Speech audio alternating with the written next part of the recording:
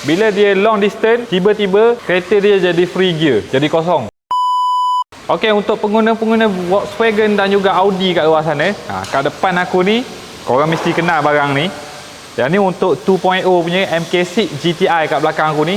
Tahun lepas, customer ni ada masalah dekat dia punya gearbox. Bila dia bawa pick up, dia rasa slip. So, last year, dia dah tukar dengan kita kelas lah.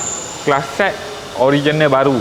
Jadi, minggu ni masalah dia lain. Bila dia long distance, tiba-tiba kereta dia jadi free gear, jadi kosong. Dia kena berhenti off engine, start balik, boleh jalan normal. So, bila dia bawa kereta tu datang workshop, dia towing datang workshop, kita check dia punya error code, memang keluar dia punya TCM lah. So, untuk pengguna-pengguna Volkswagen ataupun Audi, tak kisahlah dia pakai yang 1.4 ke, 2.0 ke, 1.8 ke, dry clutch ataupun wet clutch, biasanya dia akan menghadapi masalah yang aku cakap tadi itulah. Masalah dekat dia punya mechatronic ataupun dia punya clutch. Lagi satu yang tak selalu orang kena, dia punya shift fork bearing dalam gearbox tu pecah. So untuk korang pengguna-guna Volkswagen dan Audi, kalau in case kau kena case macam ni, kalau untuk MK6 GTI 2.0, kalau nak beli baru original, harga dia memang mati lah. Harga dia memang terlampau mahal.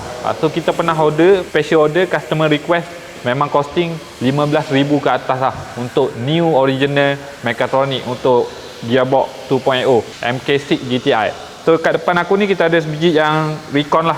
Yang ni didatangkan dengan waranti 3 bulan. So costing ni lebih murah, bukan nak cakap separuh, lagi rendah daripada new original lah. Yang ni costing dalam lebih kurang 5,500 ke 6,000, tak termasuk minyak. So untuk pengguna-pengguna Volkswagen kat luar sana yang ada masalah gear, apa-apa yang jadi kat kereta orang, first kena towing ataupun first kalau kereta tu boleh bawa, datang ke workshop dulu untuk buat troubleshoot dan make sure part yang korang tukar tu betul.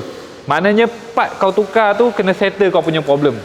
So untuk berdekatan Shah Alam ataupun Lembah Kelang yang nak check ataupun nak repair gearbox kereta korang, boleh datang ke Transmatic Automotive Section 15 Shah Alam dan jangan lupa follow page Mechanic Transmission. Sebarang pertanyaan boleh klik link di bio.